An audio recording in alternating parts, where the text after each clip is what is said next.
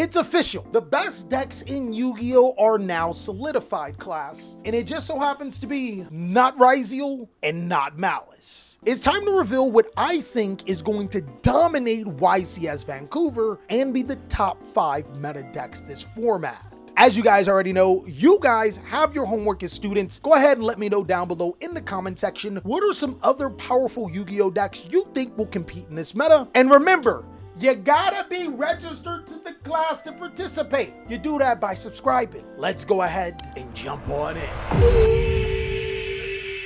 What's going on with y'all big dogs? And it is an amazing day for Yu-Gi-Oh! I hope that your day phenomenal. But if it isn't, don't let what happened at the beginning of your day ruin the rest of your day. And speaking of days, it is just about that time. It just so happens to be Update Monday, a particular time where I trick you into thinking this is a Yu-Gi-Oh video when in actuality, I'm here to make you a better person overall. But maybe not this time. Of course, guys, if you want to skip it and go straight to the Yu-Gi-Oh, there is timestamps. But today, I want to make a huge announcement. Last week, my Discord was infiltrated, hacked, cloned.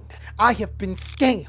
I ain't even gonna lie, chat. It was on Twitter. Somebody told me about a JBL sponsorship, and I was scheming. I ain't even gonna lie. I ain't gonna lie. I got caught up. What's really unfortunate is that the people that actually hacked my Discord seem to be coming after your boy. They knew some pretty intimate knowledge, like I ran a YouTube channel on what Yu-Gi-Oh was, and they also just so happened to have gotten that account banned and ruined the entire Discord. Now, if there's something that we can all get from this, is obviously JBL needs to send me a sponsorship package, right? But more importantly, I want to talk about internet safety, guys. If somebody message you with an offer that's too good to be true, it's probably too good to be true. And one more thing I want to put on top of this is even if you have antivirus, apparently you can still get a virus. I did not know that. That's why I was so reckless, you could say. I have never gotten a virus with antivirus. Like, think about it. It is antivirus. It's bro, look. You don't say anti-spell decks and play a spell in your deck. Exactly. Point taken. Right there. Me.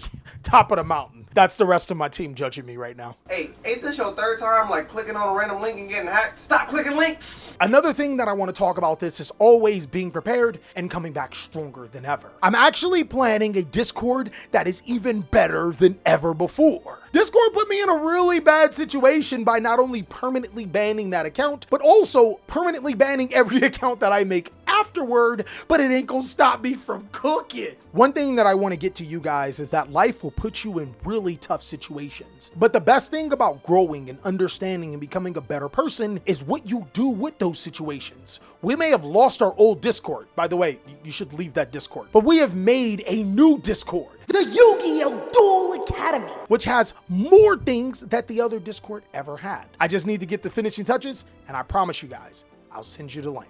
And I won't be running the Discord, so can't get hacked this time. I guess you could say new Discord, new me, just like how you could say new Justice Hunter set, new Yu-Gi-Oh! Meta. And that's exactly what's been happening to Yu-Gi-Oh! We thought that Yugioh and Malice would be here forever. And I even mentioned it in my last video that it was dwindling out. Some people said that it was just players wanting to play the new Justice Hunters decks, but we've gotten even more information that those decks are pretty much dead. Not saying that the decks can't top, they've been topping, but nowhere at the level that Yugioh and Malice are accustomed to. And that means that we're on a whole new Yu-Gi-Oh! Meta. Unless somehow every Yu-Gi-Oh! Player that just so happens to be good at the game is baiting us and actually is going to play Yugioh and Malice for the YCS, though I genuinely doubt it. You see, both Yugioh and Malice have a fatal flaw in their game right now. Yugioh doesn't seem to necessarily do enough and plays into a lot of effects of the K9, Yummy, and Draco Tail cards. And Malice, while actually seeming like a more powerful deck in the format, doesn't really do enough to be able to keep up with the complex interactions. Ironically, this has actually opened up for a more open Yu-Gi-Oh! Meta where tons of other Yu-Gi-Oh! Strategies can compete.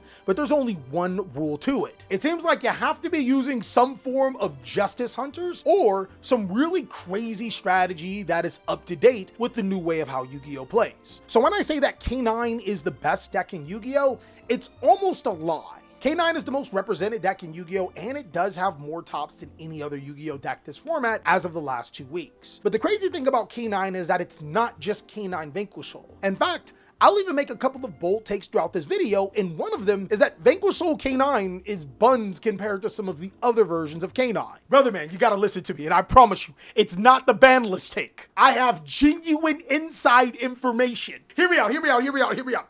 They didn't ban that Paradise Smasher for a reason. Vanquish Soul is the only deck that can effectively use it, at least all of the time. What if there are stronger decks? K9 Memento is a complete monster. Full Memento combo means full K9 combo too. And this was already a deck that was smacking up Malice and Yugioh before the ban list hit them. There's also K9 Crystron, a deck that shall not be underestimated. Stopping the Crystron combo means you basically get hand looped, and with more level 5 monsters that this deck can play, having access to both Cyber Dragon Nova and Crystron Anomaly, I think this is the stronger of the rank 5 base Yu-Gi-Oh decks. And the best thing about K9 is, I could be wrong, that's why I'm taking off the conspiracy hat, is that it's such a great splashable engine some of the time. The main cards that Yu-Gi-Oh players have been taking advantage of in just about every single K9 variant is Izuna and Lupus. These cards give you a free rank 5 monster and are some of the best cards to play when going second. The best thing here is having access to those powerful rank 5 monsters in the game. Using Nash Knight to be able to go into your number C104 Masquerade is really powerful, but also some of those other monsters that are untold. K9 number 17 the Ripper is really strong, but so is the Valen the Super Sky Blaster. That card is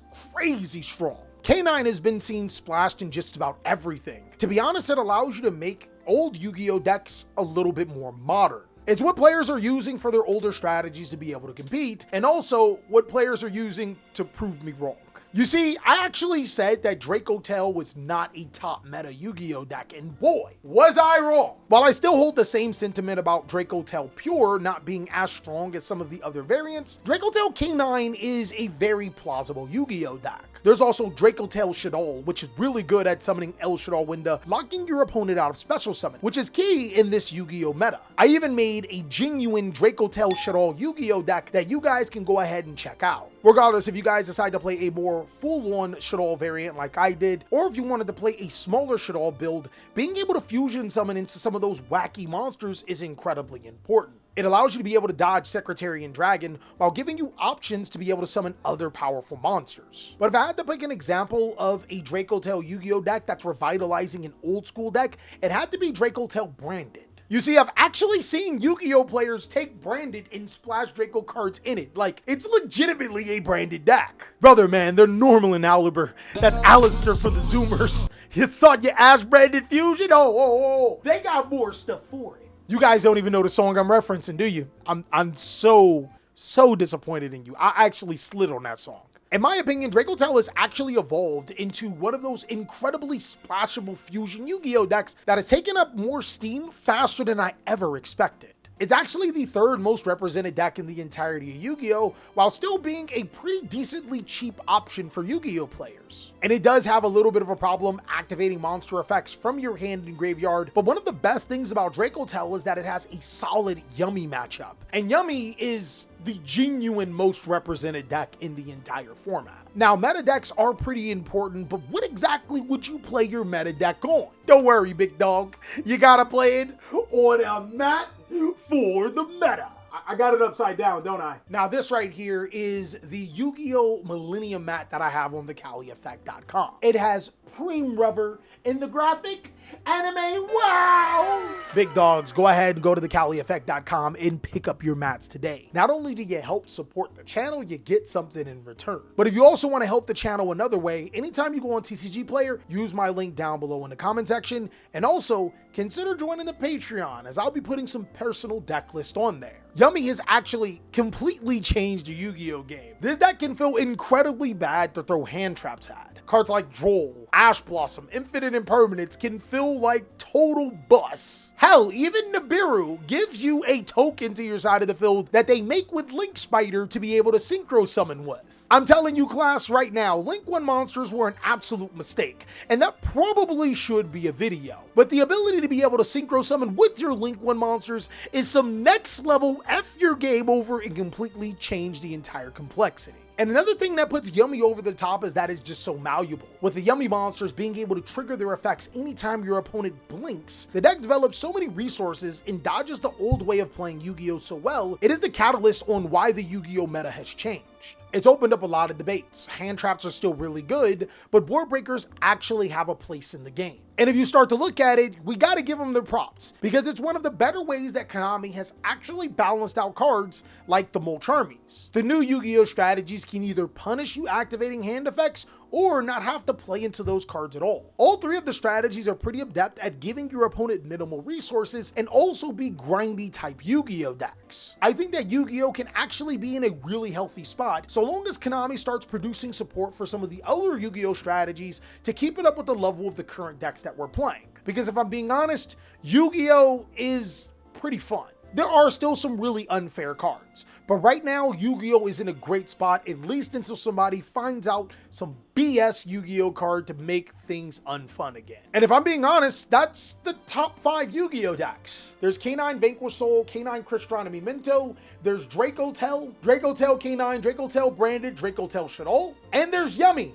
And maybe Yummy Mimigul. I guess that's a thing. Technically, I've already given you 10 Yu-Gi-Oh strategies, but I actually think that there's another deck that's really good. A Yu-Gi-Oh deck that can combo through hand traps, can punish when your opponent goes second, and makes a board that other decks can't deal with. I think that Lunalight from Duelist Advance is still that deck. Lunalight hasn't been played as much in the game right now, but the deck still stands to benefit from some of the things that are being done. Hand traps don't work really well against the deck because it does have multiple points of interaction and ways to extend. It's a deck that's crazy strong in the grind and actually has a problem that people don't have a solution yet to. Lunalight Liger Dancer is a ridiculous Yu-Gi-Oh card. Being unaffected by all of the card effects, if your opponent doesn't prepare for this card specifically, they can get cooked. And saying that currently in Yu-Gi-Oh people are worried about the new big 3, Draco Tell, K9, and Yummy, this is a deck that can easily slide into the meta and be incredibly successful. As a matter of fact, I want you guys to post down below in the comment section, what do you think is going to fulfill these last 2 ranks? In my opinion, Lunalight has strong potential to be able to top YCS Vancouver and do really well. And if I had to pick a last deck, it still wouldn't be Malice or Yugioh.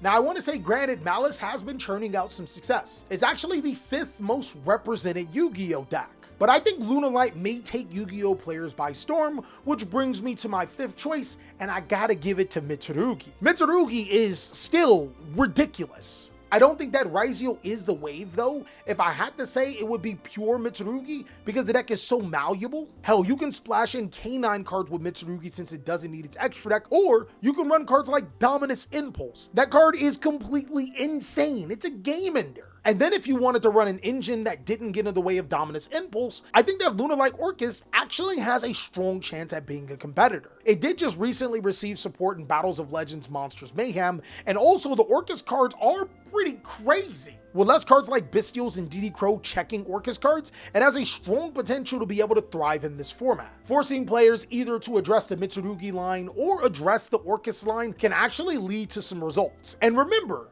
Mitsurugi does not need its extra deck, so the Orcust cards can kind of go crazy there. But overall, I would have to say right now, Yu-Gi-Oh is looking pretty good. While the Yu-Gi-Oh Megatins do have their problems, the exclusives are actually looking solid. Maybe there might be even a fire deck that can take advantage of the new monster being played. As always, class, this session might be over, but you already know what to do. Make sure to go ahead and get to your next class before you get the tardy bail. You Slifer Slackers, Reading Raws, and Outstanding Obelisks still gotta do your homework. I hope you guys are having an amazing day, and I'll catch you on the next video.